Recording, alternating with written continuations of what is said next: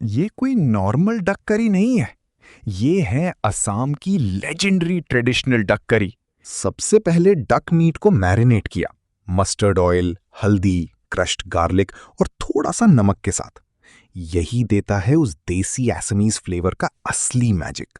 कढ़ाई में प्याज और लहसुन को गोल्डन ब्राउन होने तक भुना, फिर डाला मैरिनेटेड डक मीट और अब हाई फ्लेम पे अच्छे से मिक्स करते हुए 10 मिनट तक पकाया गया।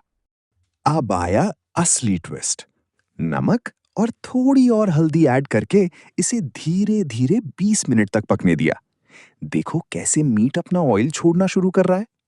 असमीज ट्रेडिशनल डक करी की सबसे खास बात इसकी हल्का पतला ग्रेवी, इसलिए डाला गया ढेर सारा पानी और लास्ट में फ्रेश धनिया। अब बस इस बबलिंग करी को देखो। हर स्पून में स्मोकी मस्टर्ड ऑयल का फ्लेवर, सॉफ्ट डक मीट और वो ट्रेडिशनल असमीज अरोमा। अगर आपने कभी आसाम की असली डक करी टेस्ट नहीं की, तो समझ लो आपने नॉर्थ ईस्ट का एक हिडन ट्रेजर मिस कर दिया। और एक सीक्रेट बताऊं, ये करी अगले दिन और भी ज्यादा टेस्टी लगती है, क्योंकि सारे मसाले मीट के अंदर तक घुस जाते हैं। अब ऑनेस्टली बताओ, गरम भात के साथ ऐसी डक करी मिले तो कितनी प्लेट्स खा लोगे?